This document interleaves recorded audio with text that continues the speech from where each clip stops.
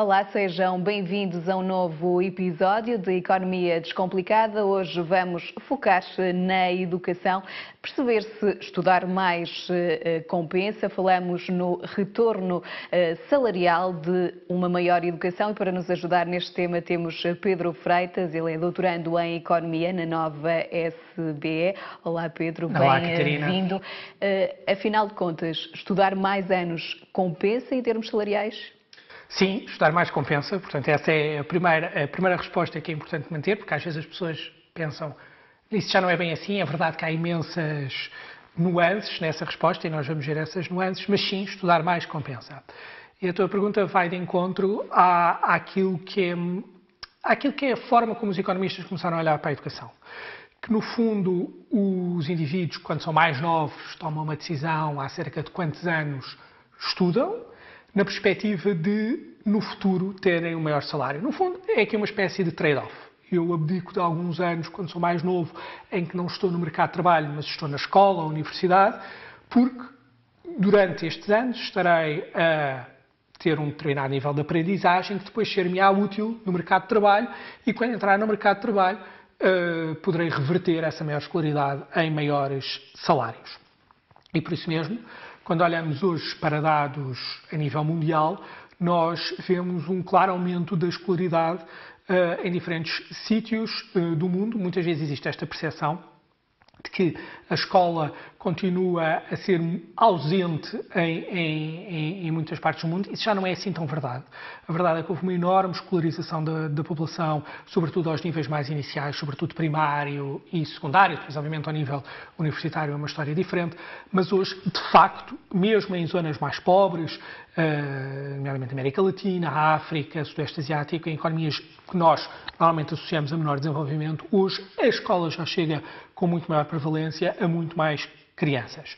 Exatamente porque há esta perspectiva de esta maior escolaridade depois, mais tarde, irá reverter-se em maiores salários.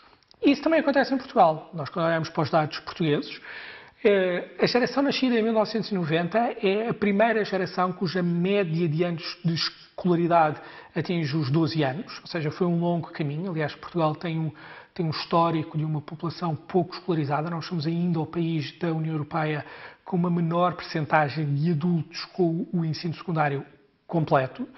Mas, de facto, esta geração mais nova já atingiu os 12 anos de escolaridade, a geração nascida nos anos 90, e quando olhamos para adultos com ensino superior, enquanto que em 2001, nos censos de 2001, essa percentagem era cerca de 7%, nos censos de 2021, cujos resultados saíram há pouco tempo, essa percentagem já é cerca de 17%, ou seja, um grande progresso nos últimos 20 anos. E ao nível da maior escolarização, nem sempre, no caso português, e nos últimos anos, significa melhores salários. O que é que tem condicionado isso? Ou seja, pegando naquele conceito que vimos há pouco, que estuda-se mais hoje para ter maiores salários amanhã, a forma como depois nós ou os economistas tentam medir o impacto de maior escolaridade nos salários é através daquilo que nós chamamos da equação de Mincer. O que é a equação de Mincer? É precisamente a relação entre os salários e o número de anos de escola. No sentido que um ano a mais de escolaridade, quanto é que isso reverte em termos de salário? E quando olhamos para dados de todo o mundo, nós hoje temos uma média de cerca de um retorno de 8% por cada ano de escolaridade. Ou seja, estudar 9 anos em vez de estudar 8 anos, traz um acréscimo de salário de cerca de 8, 9%. Mas isto é para o mundo inteiro, no fundo. Ou seja, uma média global, em diferentes contextos, em diferentes economias. Quando nós olhamos para Portugal, os dados mais recentes mostram um retorno salarial por ano de escolaridade que era em torno dos 7%. Ou seja, ligeiramente mais baixo. Sendo que este retorno é um pouco mais alto para as mulheres do que é para os homens. Não estamos a dizer que os salários são mais altos para as mulheres do que para os homens, aliás, é exatamente o contrário, infelizmente. O que nós estamos a dizer é que o impacto da educação é relativamente mais alto para as mulheres do que para os homens.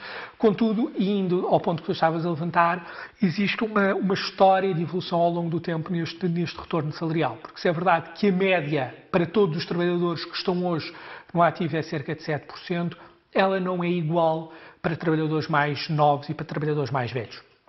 O Pedro Martins, que é um economista do trabalho, fez há cerca de um ano um trabalho para a Gulbenkian em que ele media os retornos salariais por meios anos de escolaridade para trabalhadores nascidos em diferentes décadas. Eu, por exemplo, observava que para trabalhadores nascidos nos anos 40 ou nos anos 50, portanto, trabalhadores que hoje são mais velhos, que estão no mercado de trabalho, esse retorno por um ano a mais de escolaridade era cerca de 9%, contudo, para trabalhadores mais novos, nomeadamente aqueles nascidos já nas décadas de 80 e 90, o retorno por mais um ano de escolaridade já era cerca de 5%. E esta queda do retorno salarial por mais escolaridade, por um lado, é explicável por haver mais gente escolarizada, não é? Ou seja, hoje é menos diferenciador entrar no mercado de trabalho com uma licenciatura, porque há muito mais licenciados no mercado de trabalho e isso é bom. Ou seja, há aqui um efeito de maior oferta. Por sua vez, poderíamos achar que esta maior oferta de trabalhadores qualificados e que naturalmente poderia diminuir o prémio salarial, poderia ser compensada pelo facto de destes trabalhadores mais qualificados, por sua vez, também ajudarem a uma maior produtividade da economia e com isso atingirem salários mais elevados. Este efeito de oferta é muito visível para níveis de escolaridade mais baixos. Por exemplo, quando nós olhamos para os dados portugueses, o nível de escolaridade cujo retorno tem caído mais é aquele associado a terminar o terceiro ciclo, ou seja, estudar até ao 9º ano. Ou seja, se pegarmos um trabalhador que estudou até ao 9º ano e se pegarmos um outro trabalhador que estudou até ao 6º ano, o trabalhador que estudou até ao 9º ano continua a ter um salário maior do que aquele que só estudou até ao 6º ano. Contudo, a diferença entre os dois tem caído muito. E isso é natural, porque, obviamente, hoje, felizmente, há muito mais alunos, há muito mais trabalhadores que chegam ao mercado de trabalho com o terceiro ciclo completo. Mas, por exemplo, ao nível do ensino superior, haverá aqui cursos mais sobrecarregados, áreas de educação mais sobrecarregadas que depois não há tanta oferta no mercado de trabalho e isso depois pode ter também impacto ao nível do retorno salarial? Nós não temos dados atualizados sobre isso para Portugal e é pena, ou seja, porque nós olhamos, quando nós olhamos para o ensino superior, há muitos cursos e há muitas instituições e mesmo quando olhamos para o ensino secundário, no ensino profissional, há muitas áreas diferentes a que pode corresponder retornos diferentes. No ensino superior, quando olhamos para países que têm estes dados mais trabalhados, casos, por exemplo, dos Estados Unidos, Inglaterra, Noruega, claramente a área de estudo não é indiferente e os maiores retornos salariais de uma maior educação estão associados àquelas áreas que nós chamamos de STEM, que são ciências, engenharias, tecnologias e matemáticas. E também nestes dados é muito claro que não é o mesmo estudar em diferentes instituições, ou seja, a instituição onde se estuda, o tipo de universidade, o tipo de faculdade, também tem um impacto depois mais tarde no mercado de trabalho e no retorno que se tem no mercado de trabalho. Nestes trabalhos, tal como nos trabalhos que tentam medir o retorno de maiores níveis de educação, há sempre aqui um desafio. Porque, quando nós olhamos para um trabalhador no mercado de trabalho, aquele trabalhador pode ter um salário maior porque é mais escolarizado, e ao ser mais escolarizado tem salários maiores, ou tem acesso ao mercado, ou tem acesso a empregos que pagam mais, mas, por sua vez, aquele salário também pode ser o reflexo daquele trabalhador ser particularmente bom, ou seja, ter determinadas características cognitivas e não cognitivas que fazem com que ele seja um bom trabalhador, independentemente da escolaridade que tenha. Falamos da produtividade, não é? Exatamente, ou seja, e todos conhecemos trabalhadores que são mais ou menos escolarizados, mas que têm características próprias que os fazem ser inatamente melhores. E, de facto, nestes trabalhos, o que se tenta sempre separar são estes dois efeitos, do que é melhores salários porque se esteve mais tempo na escola, do que são melhores salários porque se tem características próprias que se faz com que seja, como estava a dizer, mais produtivo quando se chega ao mercado de trabalho. E podemos falar da qualidade de aprendizagens. Não basta só falar em quantidade, estudar mais anos, mas saber que temos ali qualidade para depois ter, sim, um retorno salarial de acordo com a qualidade da aprendizagem. Claro, a discussão que nós aqui estávamos a ter era uma discussão muito de quantidade, não era? Ou seja, estudar mais anos, reverter-se em maiores salários. Mas há aqui uma camada que está por detrás que não basta falarmos de quantidade, mas temos também que falar de qualidade. Ou seja, não é apenas o tempo que se passa na escola, mas é o que se aprende enquanto se está na escola. E há um estudo interessante, recente, que tenta exatamente correlacionar um número de anos médios de escolaridade entre países, portanto, ou seja, compara países que têm níveis de escolaridade média medidas em anos muito diferentes e tenta correlacionar com os diferenciais de crescimento económico entre estes países. E quando olhamos apenas para esta medida de quantidade, conseguimos ver que a variação entre o número médio de anos de escolaridade e a variação de crescimento económico tem uma relação de cerca de 25%, ou seja, a variação do número médio de anos de escolaridade consegue explicar cerca de 25% da variação da variação do crescimento económico entre países. Contudo, quando acrescentamos a esta métrica não apenas a variação do número médio de anos de escola, mas quando acrescentamos medidas de qualidade, então a variação do número médio de anos passados na escola, acrescida de uma métrica de qualidade, já consegue explicar cerca de 70% da variação de crescimento económico entre países. Notando claramente que as diferenças de crescimento económico que notamos entre países não vêm apenas da educação, sem dúvida, mas quando tentamos explicá-las com recurso a métricas de educação, não vem apenas do fator quantidade, mas também vem também do fator qualidade. E qual é o impacto ao nível da educação no crescimento económico português? Há dados nesse sentido? Ou seja, como nós vimos há pouco, Portugal fez uma grande evolução em termos de quantidade, ou seja, nós temos hoje muito mais pessoas que estudam até mais tarde, e isso é bom, mas acho que Portugal também tem feito alguma progressão em termos de qualidade. E quando falamos de qualidade, nós temos que ter métricas que nos avaliam as aprendizagens de alunos em diferentes contextos. E talvez a métrica mais conhecida para o fazer é aquilo que é o PISA, que é um teste de leitura, ciências e matemática, que é feito de 3 em 3 anos pela OCDE, é um conjunto de vasto de países, a alunos de 15 anos. Portanto, são alunos de 15 anos em países muito diferentes, em contextos muito diferentes e que são avaliados sobre as mesmas competências em leitura, matemática e ciências.